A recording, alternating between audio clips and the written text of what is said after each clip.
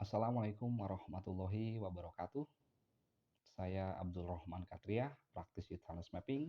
Dalam video kali ini, saya akan menjelaskan tentang apa itu talent mapping, fungsi talent mapping, bagian atau isi dari talent mapping, manfaat talent mapping, dan di akhir video, saya akan menjelaskan siapa saja yang bisa menggunakan dan memanfaatkan tools talent mapping ini.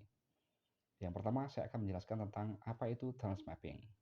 Talent mapping adalah sebuah asesmen kepribadian yang dirancang untuk menggambarkan pola pikir, pola perasaan, dan pola perilaku yang produktif. Dan dengan itu, kita bisa memperkirakan potensi kinerja dalam berbagai peran atau aktivitas. Jadi, pola pikirnya orang tersebut bagaimana, pola merasa, pola perilakunya bagaimana, maka akan terprediksikan. Potensinya akan bagus pada aktivitas apa atau peran apa. Perlu diketahui bahwa talent mapping ini bukan tes kecerdasan atau kejiwaan. Talent mapping hanya asesmen kepribadian. Di dalam talent mapping terdapat dua fungsi utama. Yang pertama adalah fungsi deskriptif, yaitu menggambarkan pola pikir, pola perasaan, pola bertindak yang alami, yaitu berdasarkan dari bakat. Jadi deskriptif itu polanya. Kemudian yang kedua adalah fungsi prediktif, yaitu mengungkap ragam kekuatan yang paling potensial untuk dikembangkan dalam diri manusia. Jadi sebagai contoh seperti ini. Seumpama seseorang itu deskriptifnya atau polanya adalah suka berbicara, suka ngomong, maka dia akan sangat potensial jika mengambil peran sebagai MC atau presenter atau public speaker. Contoh lagi, seumpama orang itu deskriptifnya atau polanya suka mengatur sumber daya, baik itu manusia atau benda, maka dia akan sangat potensial untuk mengambil peran sebagai manajer atau pengelola. Contoh lagi, umpama deskriptifnya orang itu atau polanya orang itu selalu ceria, selalu lucu, maka dia akan sangat potensial untuk berperan atau beraktivitas sebagai stand-up comedian atau komikus. Kemudian di dalam talent mapping akan menghasilkan 5 laporan diri. Yang pertama yaitu urutan bakat, yang kedua peta bakat, yang ketiga potensi kekuatan, yang keempat strength cluster map atau peta kekuatan, yang terakhir strength typology atau tipe kekuatan. Saya akan menjelaskan satu persatu. Yang pertama adalah urutan bakat. Sebelum saya menjelaskan tentang urutan bakat, saya akan menjelaskan dulu apa sih bakat itu. Bakat adalah pola pikir, pola perasaan, pola perilaku yang alami, munculnya berulang-ulang, dan bisa digunakan untuk hal-hal yang produktif. Jadi alami, muncul berulang-ulang, itu bakat. Kemudian bakat juga akan sangat memungkinkan kita untuk bisa melakukan sesuatu dengan sangat bagus. Karena bakat itu merupakan pemberian dari Allah sejak kita lahir, dan bakat itu tidak bisa berubah, bakat hanya terpendam atau muncul dalam situasi dan kondisi tertentu. Itulah bakat. Berikutnya saya akan menjelaskan tentang urutan bakat ini. Jadi di dalam talent mapping dikenal terdapat 34 macam bakat. Bakat nomor 1 sampai 7 itu bakat Anda yang sangat kuat, kemudian bakat nomor 8 sampai 14 itu bakat Anda yang kuat atau bakat pendukung. Bakat nomor 15 sampai 21 adalah bakat netral Anda, kadang muncul, kadang tidak muncul tergantung situasi. Kemudian bakat nomor 22 sampai bakat nomor 28 itu adalah bakat lemah Anda, dan bakat nomor 29 sampai nomor 34 itu adalah bakat Anda yang sangat lemah. Talent mapping itu strength based approach, yaitu kita hanya fokus kepada kekuatan dan mensiasati keterbatasan. Jadi nanti pada sesi ini kita akan fokus kepada bakat nomor 1 sampai 14 saja. Adapun bakat lemahnya nomor 29 sampai 34 itu nanti kita akan siasati saja. Bahkan umpama dalam perannya saat ini atau aktivitasnya saat ini bakat lemahnya itu tidak mengganggu, maka kita bisa abaikan saja. Itulah urutan bakat. Berikutnya Laporan diri yang kedua adalah peta bakat. Dalam peta bakat ini terdapat 4 klaster. Yang pertama adalah ada klaster thinking, cluster influencing, cluster striving, dan cluster relating. Setelah sebelumnya kita mengetahui urutan bakat, pada peta bakat kali ini kita akan melihat sebaran bakat kita terdapat banyak pada klaster mana. Dan sebaran bakat tersebut sekaligus menampilkan profil produktif kita. Contohnya begini, umpama sebaran bakat kita terdapat banyak pada klaster thinking dan influencing, maka profil produktif kita adalah owner.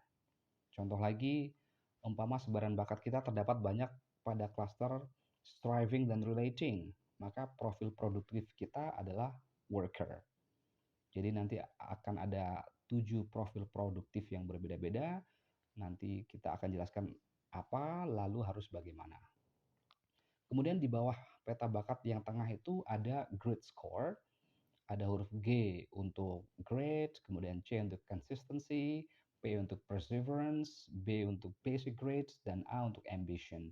Grade score ini akan menampilkan atau menjelaskan tentang daya juang seseorang atau jiwa entrepreneurship seseorang.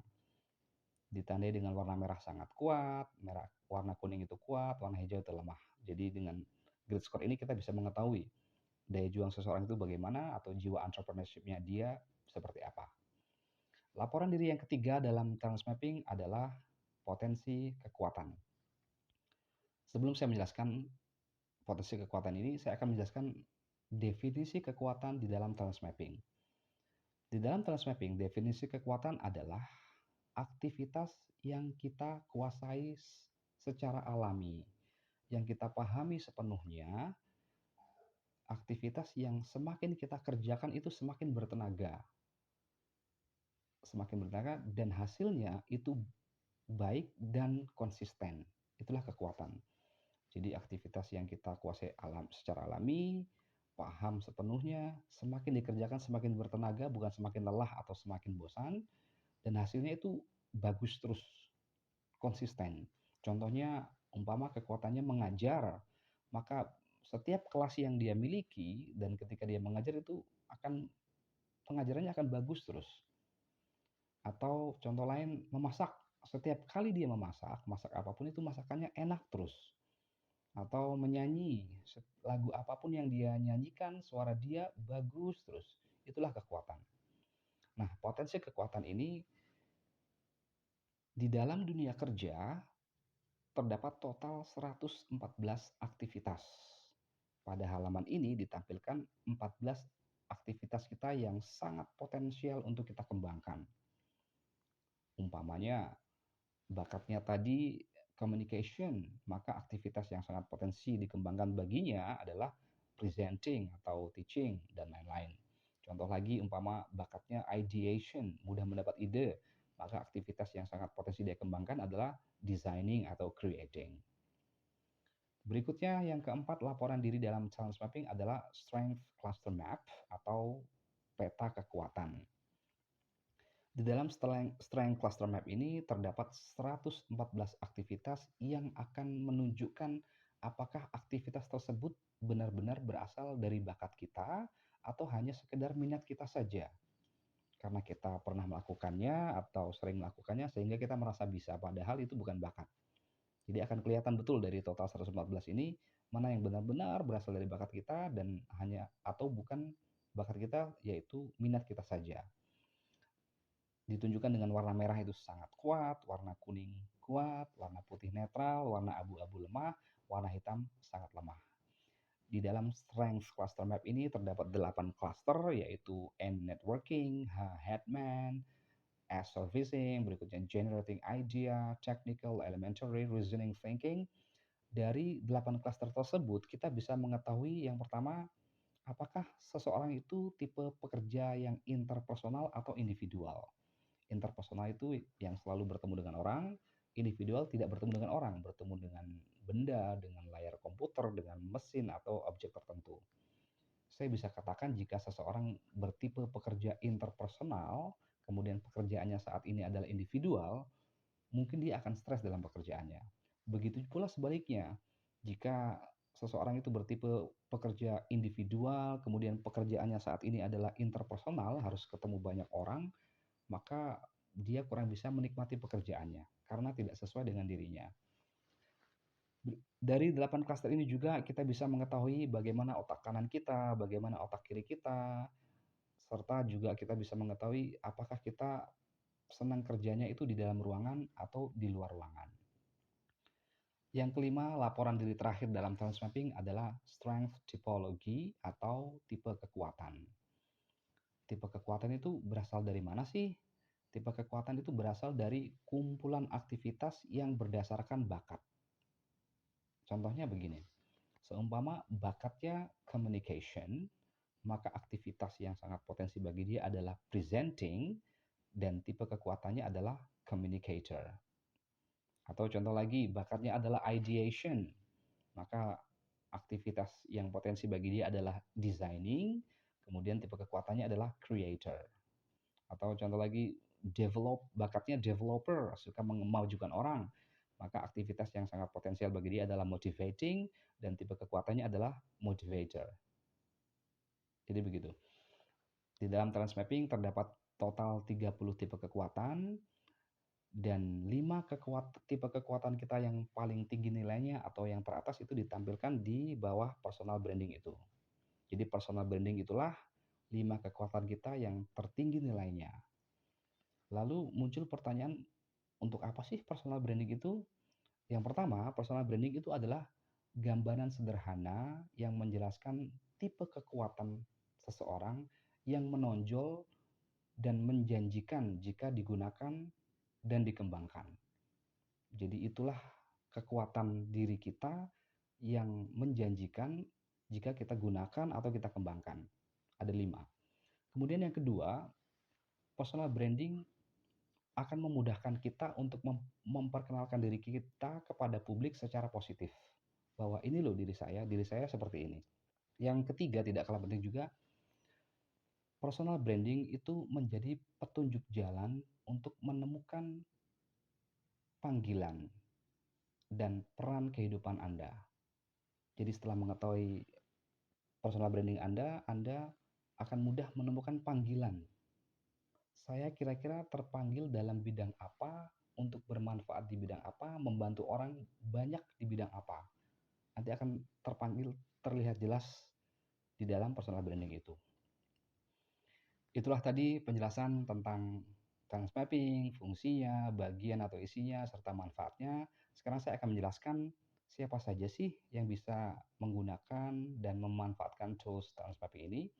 Ada 5 pihak. Yang pertama adalah para pelajar, yang kedua pekerja profesional, yang ketiga pasangan suami istri, yang keempat organisasi atau perusahaan, yang kelima para purna tugas atau pensiunan. Saya akan jelaskan satu persatu. Yang pertama, para pelajar. Jadi dengan harapan para pelajar ini bisa mengenali betul dirinya apa, bakatnya apa, kekuatannya apa. Setelah mengetahui itu semuanya, si pelajar bisa mensinkronkan dengan jurusan perkuliahannya kelak atau karirnya kelak. Jadi sehingga bisa kita hindari energi, waktu, biaya yang terbuang sia-sia selama masa perkuliahan 4 tahun tersebut. Jadi tidak salah jurusan. Yang kedua, untuk para pekerja profesional, harapannya agar para pekerja profesional ini menggunakan sisi tajam dirinya, bukan sisi tumpul dirinya. Dan para pekerja ini supaya segera mengetahui zona jeniusnya di mana dan segera beralih ke zona jeniusnya. Berikutnya juga para pekerja harapannya bisa bekerja benar-benar berdasarkan 4E, yaitu easy, enjoy, excellent, earn. Easy, mudah dalam melakukan pekerjaannya, kemudian enjoy, sangat menikmati pekerjaannya, excellence, pekerjaannya itu atau hasilnya itu benar-benar bagus, dan yang terakhir earn, pekerjaannya itu menghasilkan atau bermanfaat bagi orang lain. Tujuan lain juga agar para pekerja ini tidak hanya bahagia ketika Jumat sore lalu stres ketika Minggu malam. Yang ketiga yang bisa menggunakan dan memanfaatkan challenge mapping ini adalah pasangan suami istri. Jadi harapannya bisa saling memahami betul antar pasangan, pola pikirnya pasangan kita, pola merasanya pasangan kita, pola berperilakunya pasangan kita. Dengan demikian itu kita bisa menghindari cekcok-cekcok ringan yang terjadi dalam rumah tangga. Jadi contohnya, kenapa ya pasangan saya selalu menaruh handuk di atas kasur padahal saya sudah ingatkan berkali-kali? Kenapa ya pasangan saya marah-marah ketika saya terlambat padahal cuma 1 menit? Kenapa ya pasangan saya itu lambat mengambil keputusan? Kenapa ya pasangan saya itu terlalu cepat atau ceroboh dalam mengambil keputusan? Nanti kita akan paham polanya itu. Setelah kita paham, kita bisa memahami, oh itu karena memang bawaan bakatnya. Terus kita bisa saling memahami, saling melengkapi, saling mengapresiasi dan saling mendukung. Berikutnya, organisasi atau perusahaan. Kita ketahui bahwa dalam organisasi itu terdapat banyak individu, tentunya dengan perbedaan bakat, perbedaan kekuatan, perbedaan karakter. Jadi harapannya sang leader dari organisasi itu atau perusahaan itu bisa benar-benar put the man in the right place. Jadi benar-benar meletakkan orang pada tempatnya, tempat yang tepat. Orang yang interpersonal diletakkan di divisi interpersonal, orang yang individual diletakkan di divisi individual, otak kanan, otak kiri diletakkan pada tempatnya, yang suka di luar ruangan atau di dalam ruangan benar-benar diletakkan pada tempatnya. Jadi dengan demikian maka akan tercipta kerjasama yang baik dan organisasi itu atau perusahaan itu bisa berjalan dengan sangat maksimal. Yang terakhir yang bisa menggunakan alat ini adalah para purna tugas atau pensiunan. Harapannya agar para purna tugas ini atau pensiun ini tetap merasa produktif dan bahagia. Karena bakat itu mempunyai kebutuhan psikologis yang harus disalurkan. Contohnya begini, umpama para purna tugas ini suka berbicara, maka tugas kita sebagai mungkin anaknya memberikan waktu untuk menjadi pendengar yang baik. Atau para orang tua kita yang purna tugas suka mengatur sumber daya, maka kita sebagai anak bisa memberikan aktivitas tertentu yang mana orang tua kita lah yang menjadi manajernya. Atau orang tua kita suka mengembangkan sesuatu, mengembangkan orang, maka hadirkan orang pribadi-pribadi yang bisa beliau kembangkan. Jadi harapannya beliau tetap merasa produktif dan bahagia di masa tuanya. Itulah tadi 5 pihak yang bisa menggunakan dan memanfaatkan talent mapping. Di akhir video ini saya sekali lagi mengajak ke Anda semuanya, kenali diri Anda, gali diri Anda. Kenapa? Karena penemuan diri adalah kekuatan yang menggerakkan dan mengarahkan kita ke arah karir yang sehat. Jika Anda mendapatkan karir yang sehat, find the genius within you with talent mapping. Terima kasih. Wassalamualaikum warahmatullahi wabarakatuh.